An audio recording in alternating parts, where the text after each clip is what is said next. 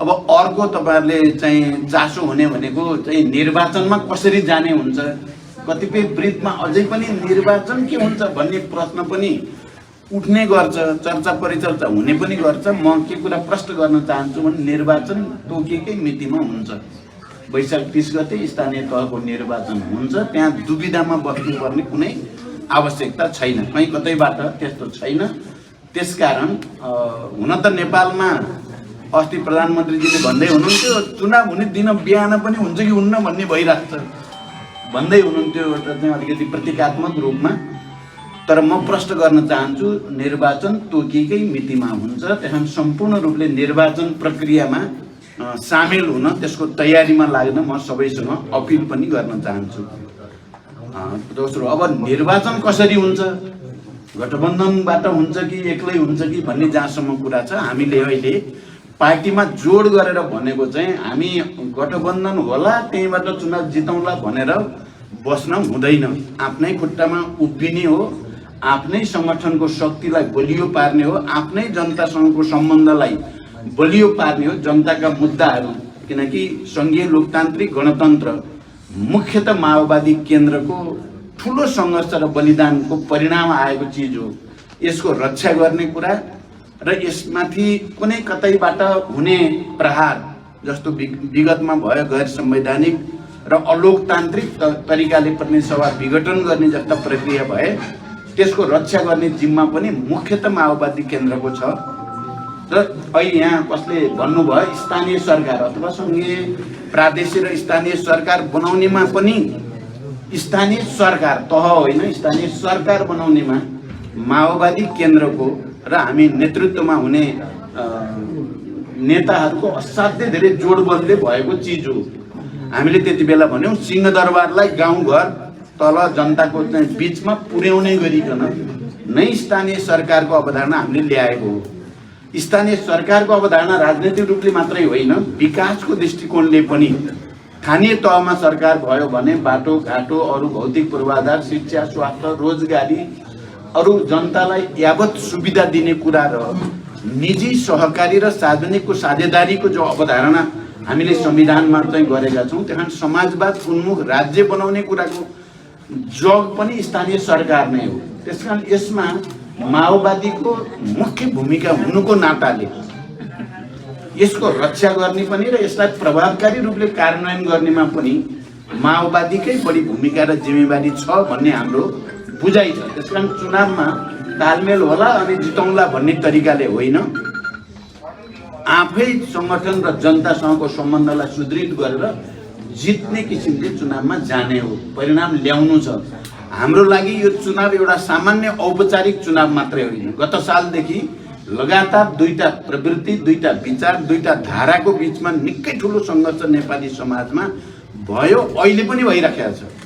एउटा धाराले यो संघीयता, समावेशिता, समानुपातिकता यो चाहिँ सुन्न चाहँदैन। तपाईहरुले कतिको महसुस गर्नुभएको छ पोखराको पत्रकार साथीहरूले, एउटा प्रवृत्तिले चाहिँ संघीय लोकतान्त्रिक गणतन्त्र मन पर्या चाहिँ छैन, तर बाध्य भएर कहाँबाट माओवादीले आँधी हुरी ल्याइदियो बाध्य भएर माने हो भन्ने नेताहरू अहिले पनि छँदैछन्। पोहोर साल पटक पटक विघटन गरियो नि, त्यो खालि सदन मात्रै विघटन गरिएको होइन, संविधान विघटन गर्न खोजिएको हो। जनताले अहिले जसरी अधिकार पाएका छन्, तपाईँ हेर्यो भने मधेसी, आदिवासी जनजाति, दलित, महिला, मुस्लिम सबैको राज्य प्रक्रियामा, राज्य सञ्चालनमा जो प्रतिनिधित्व प्रणाली छ त्यो अभूतपूर्व खालकै छ। नेपालको संविधानको एउटा मुख्य विशेषता भनेको समावेशिता नै हो, समानुपातिकता नै हो। त्यसलाई उल्ट्याउने षड्यन्त्र भयो।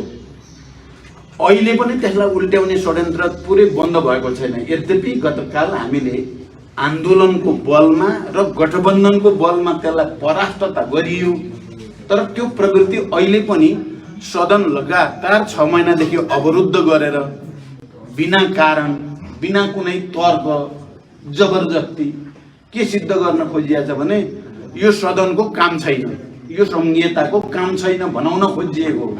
पत्रकार साथीहरू तपाईहरुले कसरी बुझ्नु भएको छ, म तपाईहरु मार्फत गण्डकी प्रदेशका आम जनतासँग पनि अपिल गर्न चाहन्छु, यो परिवर्तनका जे उपलब्धि हुन् तिनलाई रक्षा गर्ने र ती मार्फत जनतालाई प्रत्यक्ष राहत र विकास समृद्धिको अनुभूति गराउने जिम्मा हाम्रो छ।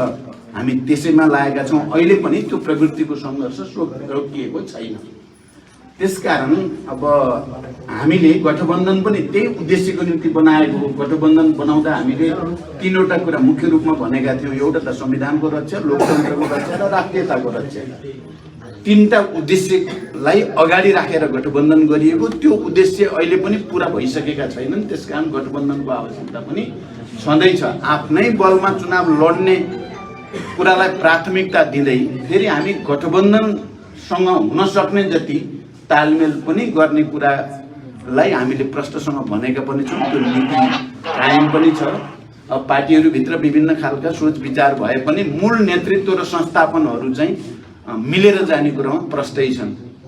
अहिले चुनावको बारेमा यही नै स्थिति हो। यहाँहरू 64 सालमा सबैभन्दा ठुलो पार्टी हुनुभएको थियो।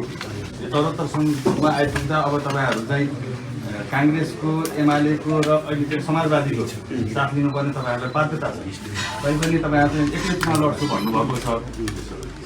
ठ्याक्कै कति सिट ल्याउने सम्भावना देख्नु भएको छ र तपाईँ एक्लै लड्छु भन्नुभएको छ। अब हेर्नुहोस्, हामी 64मा शान्ति सम्झौता गरेर आउँदा पनि माओवादीले चुनाव जित्छ भनेर कसैले चाहिँ पनि तपाईँ पत्रकारहरूले पनि जित्छ भन्न सकेका स्थिति थिएन। पुराना राजनीतिक ठुला भनेका दलले त हामीलाई 5 सिट आउँछ होला माओवादीको देशभरि भनेर हिँड्थे। कहिले 10 सिट दिन्थे हामीलाई। कुरा भन्नु तर चाहिँ जनताले चाहिँ यथार्थ के हो भन्ने देखाइदियो। झन्डै बहुमत हामीलाई दिएर प्रत्यक्ष निर्वाचन त हामी बहुमत हो।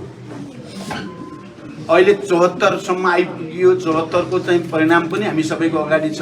अब हामी अहिले जो निर्वाचनमा जाँदैछौँ, अब 79मा देशभरिको सबै स्थिति हेर्दा हामी पहिलो पार्टी बन्ने सम्भावनातिर अगाडि बढिसकेका छौँ।